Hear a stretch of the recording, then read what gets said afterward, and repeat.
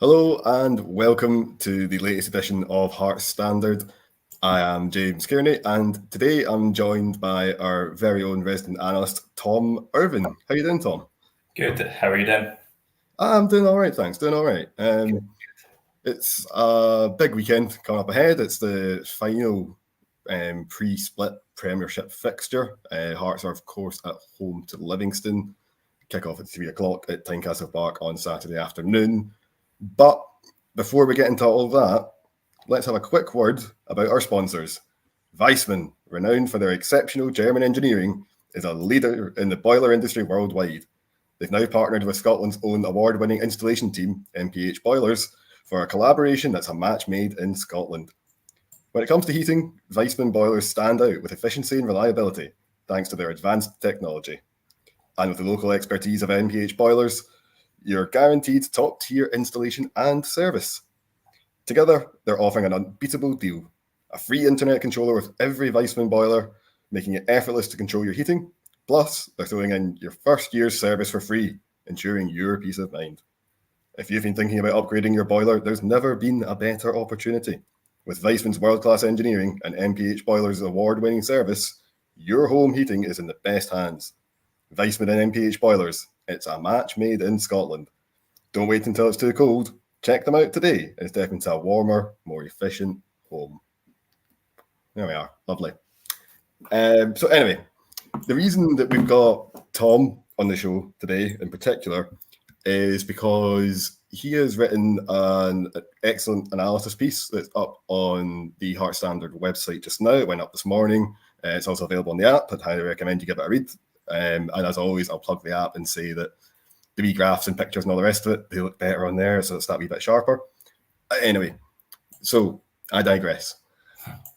You've had a pretty in-depth look at Hearts' midfield this season, or more specifically, I guess it'd be about Baningime, Camilo Devlin, and Callum Nieuwhof, which, for reasons we'll get into, you think is a nice, well-rounded midfield that's got a lot of strengths to it, maybe a couple of weaknesses that we'll dig into as well. So I guess we'll start at the base of midfield. We'll start with that man, Benny Baningime. Obviously, he was one of the players that missed last weekend's 2-1 win away at St Mirren. And I think there's an argument to be made that you could maybe just a quick glance at the possession stats alone would show you just how much he was missed, because we know that Baningime likes to take care of the ball. We know he's very good at circulating it. And Saturday against St Mirren, that's one of the few occasions this season where Hearts have only ended up with about 40-odd% possession. So I don't know, what did your analysis tell you then, Tom? Well, yeah, when you talk about that, the ball retention, using Y-Scout, they don't really have a lost ball stat. So instead, I look at the accurate passes, or percentage of accurate passes, and percentage of successful dribbles, which I guess gives you as close as you're going to get, really. And what we saw with that was Benny's passing accuracy. I think it was around 91% accurate, which is just ridiculous. Yeah. And I think it was the second or third best in the league. And then for his successful dribbles, he was above the main pack. He wasn't, the best in the league, but he was still highly successful with, I think it was like something like 60-something% successful. So when it comes to retaining the ball, Benny is brilliant at it. And we see it all the time. He'll get the ball, he'll have 3 men on him or whatever, and he'll just drop a shoulder and he'll be away. And then I guess where the frustration comes is instead of trying to drive forward a lot of the time, he'll just recycle the ball, pass it back to someone else, and kind of keep that easy possession, kind of high percentage pass instead of going for something more adventurous, which we sometimes see him doing, and he's really good at when we see him driving at the opposition, like he did for the goal against Morton. He's got it in his locker, especially with those driving runs. He's never going to be the player that's pinging passes and spreading the ball, but he's definitely got in his locker to progress the ball. But I don't know. I feel like maybe since he came back from injury, he's a little bit more restrained a little bit potentially. So maybe something I could look at is looking at his stats last, his first season with us, compare them to now. But I've not looked at it yet. But no, I think that does kind of match up with the eye test. Or something. That's what it kind of looks like so far. Is that, I mean, we know that actually, in terms of winning the ball back when the opposition are kind of breaking forward on the counter, he's absolutely brilliant at that. I think that's one of the reasons why Hearts' defensive records improved so much over the last season or so under Naismith's watch. But Joe, you touched on it. I think you make a great point with Benny in that it's just that calmness in possession, that ability to keep the ball. And some people might look at it and they might shrug their shoulders and go, okay, but he's only playing 10-yard passes, whatever. Like, what's so impressive about that? But I remember looking into him a while ago, and to be fair, the stats might have changed slightly since then because he's also played more games. But at that point, Benny Baningime, the remarkable thing that I found was that if you looked at his passing accuracy, like we say, it's at 91%, something like that, which is incredible. But when he was under pressure, so when he had an opponent breathing down his neck trying to win the ball back, it went up. Yeah. It goes up to about 92, 93 or something, which is only a little bit. But obviously for most players, it goes down. Like, for instance, Callum McGregor, under pressure, his passing accuracy drops by about 10%, something like that, which is, significant. Yeah. And then it just goes up, and it's the highest rate of any player in the league under pressure. And I think that, that's where his value is. It's, like you say, it'd be nice to see him getting forward a wee bit more, and we have seen it on occasion. The Morton game's a great example. I think the 2-0 win back at Parkhead back in December, that game as well, I remember he really stuck out because he was kind of taking those risks that he's maybe a bit averse to doing normally. And I think that's one of the games that we really saw the reward. So I'll tell you, let's move on then to the next man in our trifecta. So let's look at another player who has missed significant chunks of the season through injury or through falling out of favour, but another one who came back into the team against St Mirren at the weekend and I thought had a really impressive performance, and that is, of course, Camilo Devlin. So what was your take on him? Yeah, he's one of the players that are kind of, he splits the fan base, I think, more than any other player. I think him, Atkinson, and there's maybe one or two others just really split the fan base. It's mostly either he's brilliant, we need to keep him, or he's awful, why do we have him? And I guess it's how you look at a player and what you expect from your midfielders, I suppose. But I understand you're quite firmly in one camp, aren't you?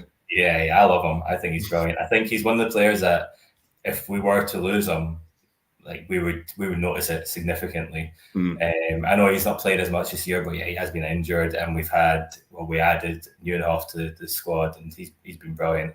And clearly Naismith likes him. He spoke about him quite a lot, and he sees him as a long-term kind of addition to Hearts. So Devlin has fallen out of favour a little bit, but I guess in a lot of the games between Benny and Nieuwhof, they kind of do the dirty work that Devlin does between them, I guess. With Devlin, his off the ball is ridiculous. His successful defensive actions and interceptions are some of the best in the league. So he's brilliant at one off the ball, winning the ball back and stuff like that, and just intercepting the ball, which is excellent for us. I think that's something that really stood out on Saturday as well. Was I remember looking at the kind of stats after the game, and between tackles and interceptions, like Devlin had a combined 10 during a game, which to provide some sort of context, St Mirren, I think the best there, I think the most any of their players got was 3 or 4. So it just shows you it's like, particularly in those games where it's a bit scrappy, it's a little bit chaotic. Yeah, those seem to be the games where Devlin really thrives. Yeah, and I think that's one thing that, whether you like him or you don't like him, or you rate him or you don't rate him, I think all Hearts fans can agree he's good at that stuff. But then the argument is, well, what else can he do? There's half of me wants to say, does he need to do anything else? Like, he's doing all that. I don't know if we need him to be a ball-playing centre midfielder. But then when you look at his stats, when it comes to accurate passes and successful dribbles, so retaining the ball, he was marginally better than Benny, which is pretty surprising. Slightly worse in the passing, but kind of significantly better in the dribbling, successful dribbles. So he does retain the ball. For someone that fans often say that he can't pass the ball, he loses it every single time he gets it. Well, he doesn't. It's pretty that's one of those things where stats can actually, you don't need the eye test. It's a fact, Quite a lot of people are against him, say he loses it more than he wins it back and stuff. It's just a joke. That takes us on to an interesting point I've just seen from Scott Alexander here in the comments. So Scott's asking, Scott's saying that we should be playing him in his natural position of defensive midfielder. Is that something you're on board with then? Do you think he would be better a bit deeper, or do you think he's more effective a wee bit further forward? I think there's potentially like three ways you could play him. You could play him as a defensive midfielder, win the ball back, give it to someone who can, play a pass, who can drive it with it. There's that, which I think quite a lot of people want to see. Then there's kind of the free role we could play him in, where it's just he's got so much energy and fitness about him that he's happy to get around the pitch and do the dirty work everywhere. So we can have him in a kind of free role, just get to where the ball is and win possession back, be everywhere until maybe he can only last 70 minutes chasing the dog around like a little puppy. But just do it all over the pitch. And that's another thing that we could do. Or we could go the opposite and play him further up the park and have him making these interceptions in dangerous areas instead of winning the ball back in our final third, winning the ball back in their final third. We saw it against Hibs last year, where he chased down Fish, won the ball back, and then basically got an assist for a goal, just creating that havoc and energy and work rate in the final third. But I guess it depends if that's how Nathan wants to play. If he wants to press high, then having Devlin in that higher position could be good. That's what I was going to say. It's like, if you want to do that, it does need to be a team effort. You can't just have Devlin alone running around in the final third trying to win the ball back. He's good, but he's not that good. I feel like we're not doing as much of a high press kind of this year. I feel like, so I don't know if that would work. But if it was a scenario where we needed that, I think he could fit in well there. But it all depends on the team we're playing, how we want to set up as a team. But there's a few different roles where you could play. Also, you could have him in that if the opposition's got that brilliant player, just mark him, just stand up, be annoying, squeeze at him, give him a kick every now and again. That's what you want. Not seen that in a while, but it's like if we were playing like into Miami or whatever, I don't know why we'd be playing them, but I just shove him Messi, just stand beside him, be a shadow. No, exactly. Because I remember one time reading, it was Andrea Pirlo's autobiography, and he talks about how the worst opponent he ever had to play against was Park Ji-sung of Manchester United, because it was that thing of being like, Ferguson told him, just you don't give him an inch, and Park Ji-sung went, yes boss, and that was it. He just couldn't do anything. He was just breathing all over him the entire game. Well, I guess so. There's still one more player we need to talk about, which is Callum Nieuwhof.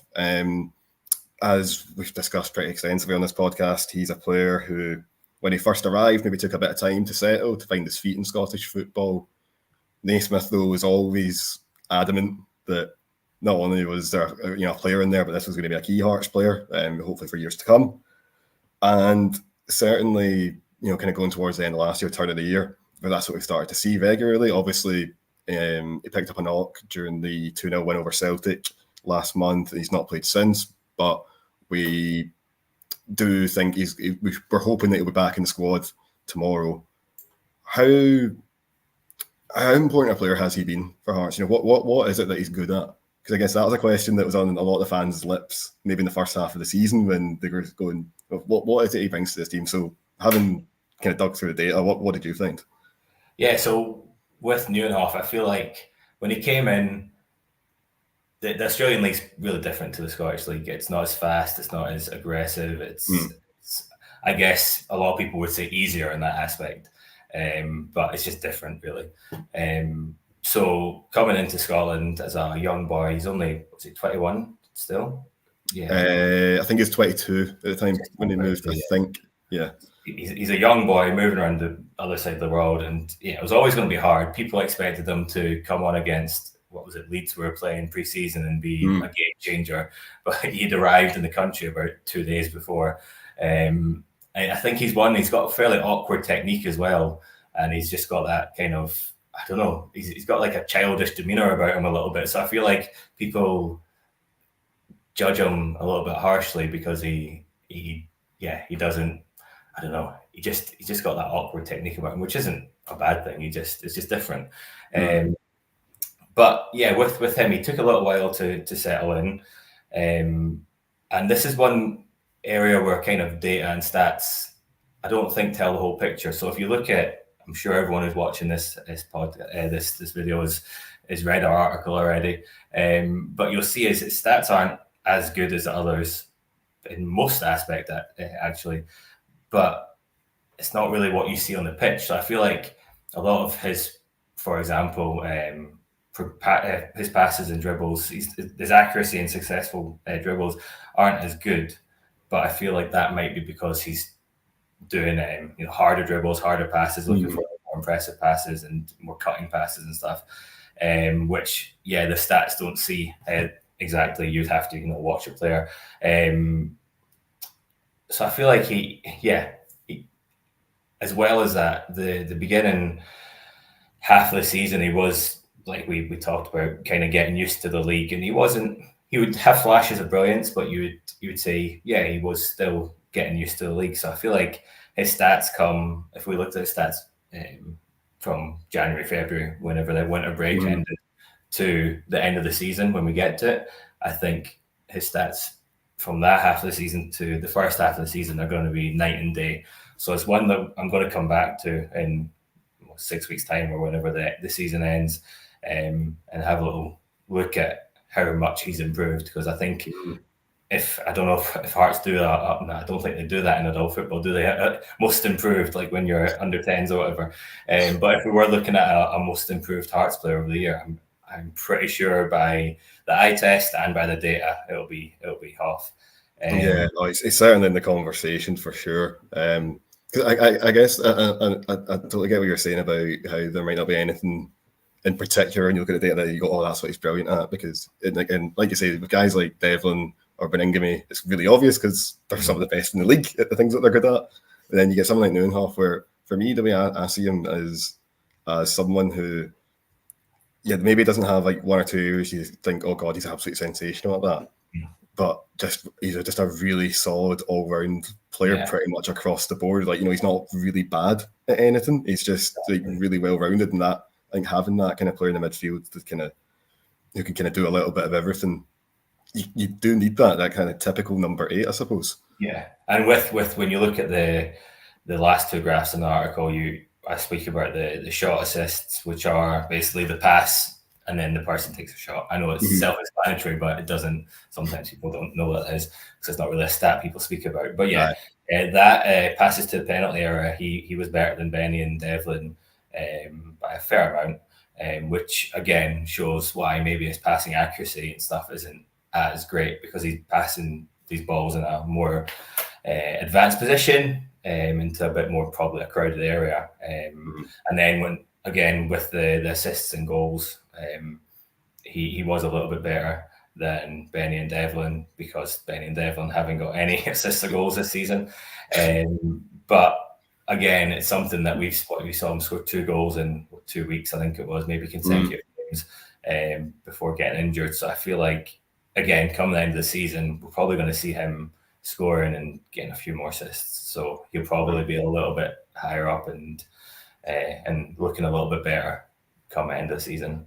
Here's hoping. But that actually leads us nicely then onto our next point, which is, so if you look at this midfield, so we've got Benny Baningime, really great on the ball, great recycling possession, keeping a hold of it, just making sure the team don't lose it. Also handy at stopping kind of opposition counter-attacks. Then you've got Devlin, who's this ball winner, who's actually better on the ball as well than maybe people give him credit for. You've got Nieuwhof, who, as we've spoken about, is this kind of all-rounder who can kind of do a little bit of everything. But as you touched on in your article, there's still one pretty big part missing, which is, a midfielder who can provide more creativity in the final third, as well as providing goals in the final third. Yeah. But I mean, you've and I'll let you explain why, but you reckon that that's a problem that's not only been solved once but twice. Is that fair to say? Yeah, potentially. So, story behind how I came to this conclusion. It was actually Joel sent me a message after he read the article, and he was like, could you have a look at where Spittle and Danda are on these graphs? And because I know we're going to get quite a lot of questions about it probably. And I thought, okay, have a look. And I was, thinking the worst. I was thinking, oh no, they're going to be awful and this is going to look stupid. But looked at them and they were two of the best performing, and that the metrics that we're kind of missing, which would be, the shot assists and the passes to the penalty area, the goals and assists. Danda and Spittle were, like I said, two of the best in the whole league at those things. So being creative in the final third, setting up chances, scoring goals, getting the ball into the danger area, clearly is something that we're missing from the centre midfield. But it looks like the recruitment team, Naismith, have kind of went out and looked and found two players very well known to the league who won't take any time to adjust and are coming to us for free in the summer. So it could be pretty shrewd signings. With that though, I guess Spittle and Danda, we play, when we play a three midfield, we mostly play kind of almost three holding midfielders. We've got Benny who sits deepest, and then whoever it may be, Devlin, Tate, Nieuwhof, who else? Jorge George. And Danda and Spittle, I guess, like Grant, can play further up the pitch. So if we've got kind of three attacking players, when we could have one another each wing, we could have Barry Mackay out there, we've got Forrest out there, but they can also play in that kind of more central role. And I'm in two minds where we should be playing them, because we could have those three in midfield, knowing Naismith, Nieuwhof, Devlin, and Benny, and have them being very strictly shoring everything up in the centre midfield. Maybe Hoff getting forward a little bit, Devlin using his energy get forward a little bit, and Benny being more like a sitting midfielder. And what that would leave would be, we're clearly looking for a right wing back. But our recruitment is quite obvious that we're not looking for a Michael Smith type right back. We're looking for a right wing back. So that would leave a right wing back to get up and down, knowing that he's got support at the back. He doesn't need to get back and defend because he's got three of the best defensive central midfielders sitting back there for him, on top of three strong central defenders as well. Then you've got Kingsley and Cochrane, who are able to get up and down the pitch. Something I think we could probably see more of from the left-hand side, but it's almost as if we kind of played a skewed wing backs, where the right side's got more permission to go up and left side doesn't really have as much permission to go up. Yeah, you're absolutely right. You see that after pretty much every game. You see that, like when you look at things like the passing networks, the pressure map, stuff like that. It's always quite lopsided. It's always whoever's on the right, whether it's a back three, a back four, Atkinson, Lembakisa, doesn't really matter. Like they're always pushed up a bit more advanced. Where on the left hand side, you notice that Cochrane, or occasionally Kingsley, they are that bit deeper. Yeah, exactly. It could be a stylistic thing. It could be Naismith's choice to do that, so we can sit back more as like a back four if needed, and the right back can be further up, or it could just be just how they play. But then that would leave those wing backs ability to get forward. It would leave our three attacking players, so it could be a Spittle, Danda, it could be Forrest, it could be Grant, it could be Mackay, Vargas, who else? I'm sure I've missed people. Shankland, obviously. It would leave those players as attackers, not like wingers when we play with a four in midfield or whatever. They need to get back and defend. It would leave those three players as a bit more creative freedom to stay up and just attack and score goals, knowing that we've got we've got six players at the back, ready to defend, kind of. So it's it's either that or we play, one of these players, Spittle or Danda, in that central midfield in more of like a maybe diamond shape, I guess. But yeah, it's up to us to do, I suppose. Oh yeah, time will tell. Time will tell. But yeah, no, I should say that the link to Tom's piece is in the comments. It's in the about section on this video. You can get it there. You can get it on the app. You can get it by going to Heart Standard. I thoroughly recommend you read it. It's a brilliant read. But tell you what, let's look ahead to Livingston now. So, as we said earlier, it's the final pre-game, pre-split game for Hearts. They are currently 11 points clear, and they can so they can't quite wrap up third yet. That's going to have to wait until the post-split games, but certainly can take another step forward here. And of course, with the Scottish Cup semi-final on their horizon, a chance to kind of maintain that momentum that was picked up from the win in Paisley last weekend. So, in terms of the team news, we're not entirely sure. We can't say for certain what's happening yet. I think it's we know that Shankland has said earlier this week he expects to be back. I think it's safe to assume that Baningime will probably be back in the squad as well. So he was touch and go for last Saturday's game, so you'd imagine he's probably recovered. And I know that Callum Nieuwhof as well. He said that he'd previously told us that he was hoping to get back on the bench by last weekend. So you'd imagine he's probably back in the squad as well. So I think when you look at it in terms of Naismith's selection, he's going to have quite a few options ahead of him. I think he's going to have a pretty good squad. Okay, there's going to be some players who are still returning back from injury, still finding a bit of fitness, maybe not quite ready to start. But for the most part, it's there's quite a few welcome selection headaches across the park, I suppose. But I guess before we get into the selection, the lineup, I'd probably like to start with the shape. I mean, so I'm thinking that I'm casting my mind back to last November and that 1-0 win over Livy at Tynecastle, where it was almost like a training exercise, that game, if memory serves me right, whereas Livy were parked behind the ball, just saying, right, come break us down, see what you can do. And Hearts were like, okay, well, we're going to take our time, but we'll get there. And eventually, of course, that's exactly what happened. George Grant played a great ball in. Vargas got his first goal. And so I'm kind of expecting to see a similar game tomorrow. Yeah. Which makes me think, okay, well, I don't expect Livy to offer too much from open play on the attack. And I think it's going to be a game where Hearts' use of the ball and trying to unlock that defence. That's going to be the real test here. So I think I would quite like to see a 4-2-3-1 for this one, or a 4-3-3 of some sort. But I think definitely a back three for this one. That's surely overkill, right? Yeah, you'd imagine so, I would say, but it depends, I guess. If we do go with a back three, we could almost have those wing backs as wingers. Like I doubt we're going to get many.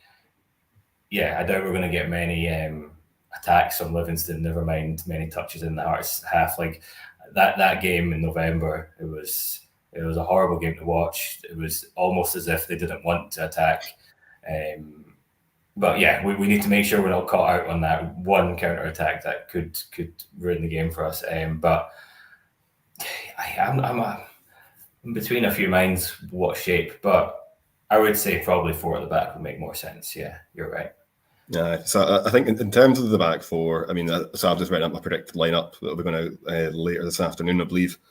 So I had it as Cochrane at left back, Kingsley and Kent at centre half, and then I've went for Atkinson on the right back. And I'll try not to get too bogged down in it, but because we spoke about this last week a few times in the pod. But basically, yeah, the long short of it is Atkinson better suited to a back four. Limikisa probably better suited as a wing back and a back five. So that I reckon that'll be the back four, and I think it's probably Hearts' strongest back four as well at the moment.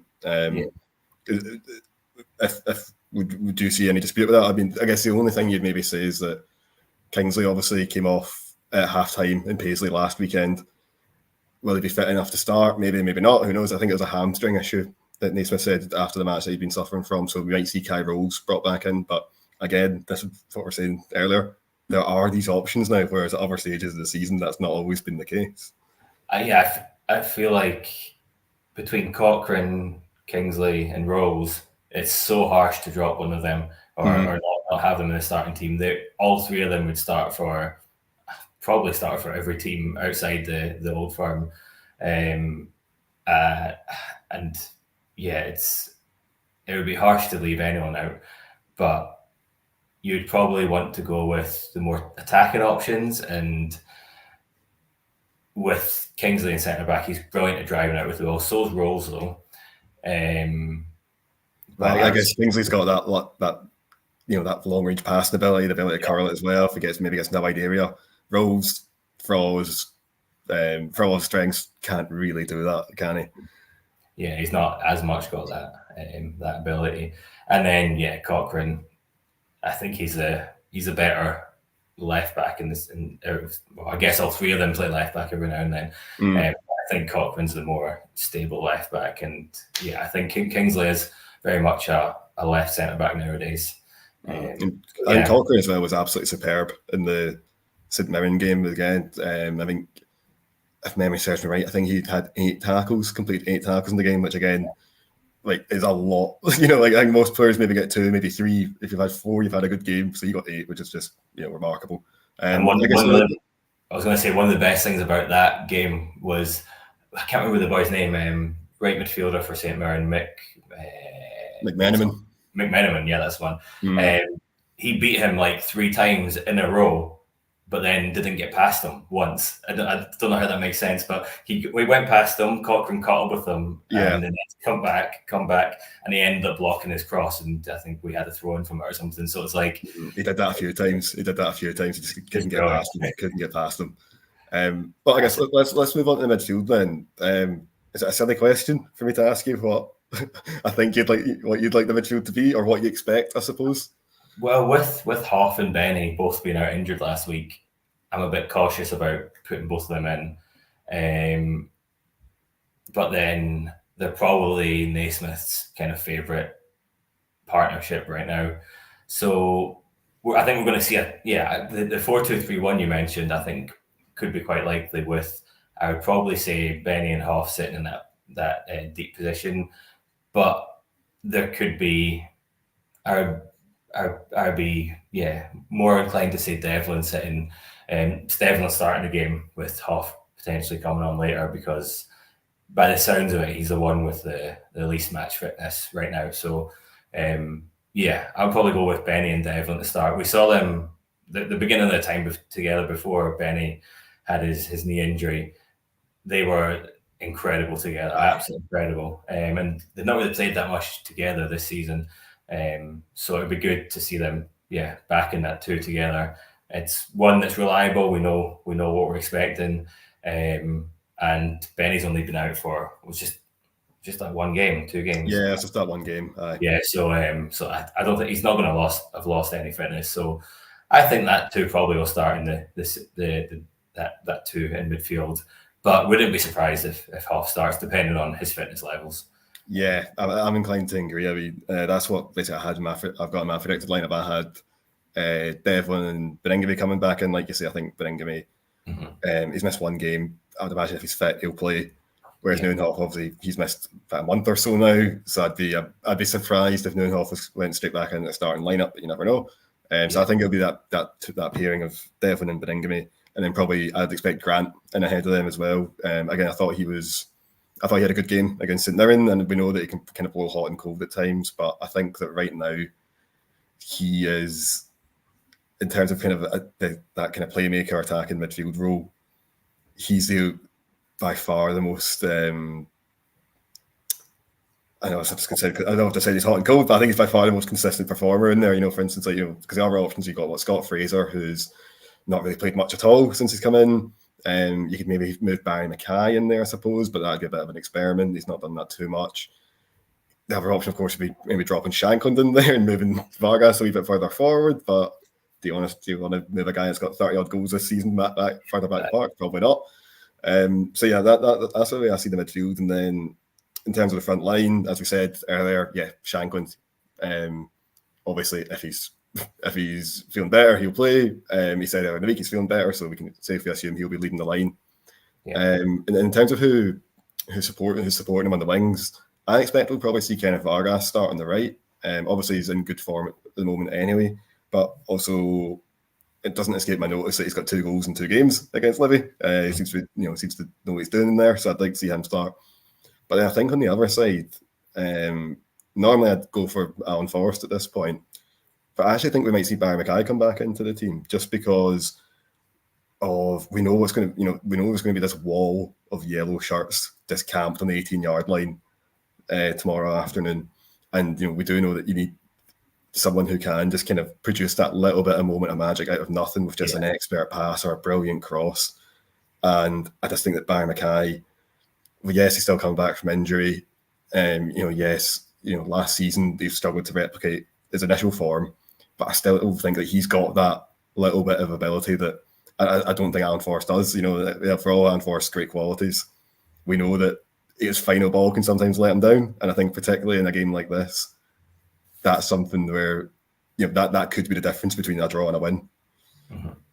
Yeah, I would agree. I guess there's 2 ways we can go with it. We could go with Grant starting just off of Shankland, Barry Mackay, and the likes of Vargas, who Grant's a good passer of the ball. He has got these creative passes in him as well. Barry Mackay, we know what we're going to get. He's got like brilliant range of passing, and he can pull off a ridiculous pass out of nowhere, cutting the lines. And with Vargas, I think his match winning ability is in his shooting ability. They're going to not really press us from outside their own 18-yard box. Really, it's just going to be a wall on that penalty box. And he's not really scored any fantastic goals this year, but he's scored a couple good ones, but he's been so close to a couple incredible goals. He had the one where he kind of hit the junction against Aberdeen. Aberdeen, yeah. There's Aberdeen at home where he had that kind of thunderbolt from about 30 yards, rattled the bar, and he's had 2 or 3, and he's clearly got a good shooting ability. Watching him back in at Herodano, I can't say it. He scored quite a few goals with showing his brilliant shooting ability, but it is something. I know the last time we played him in November, or was that the last game? There was the game in January as well, right before the break. The game in November, he scored his first goal for Hearts from about 1 yard out, a Callum Patterson special. I could see him having a little bit of freedom to get in and around the box and have a shot. There's that way we can go with it, or we could go with the likes of Forrest and Oda on the wings and just have them terrorise them, go at them, try and get the ball in the box and find Shankland kind of thing. I'm probably more inclined to say the former. I think it'll be potentially Mackay, Vargas on the out wide. Maybe Mackay's not going to be fit enough yet to play the whole game, so we might see Forrest and then him coming on later, or we might see Mackay starting, maybe only earmarked for 45 to 60 minutes, but he'll definitely play a significant part in the game, I would say. Well, here's hoping anyway. Right, well, we'll probably wrap it up very shortly, just because we're almost at the 40-minute mark now. But what I will do before we go, though, is I'm going to put you on the spot, Tom. I'm going to ask you for a score prediction for tomorrow afternoon. I hate these. I will go with. I'm going to be optimistic. I get told I'm a pessimistic sometimes, so I'm going to go optimistic. I'm going to go 3-0 Hearts. I'm going to say we're going to get Shankland's going to score. Mm-hmm. We're going to get a set piece goal. We're going to somehow not finally, but we're going to get a set piece goal, and then just any other. I'm not sure about the third, but Shankland's set piece and a third. I'm too on the spot to decide on that one. I wish I shared your optimism. I'm going to go for basically a repeat of November. I'm going to go for 1-0 KG win, just to get over the line, nice and patient. Hopefully we get there.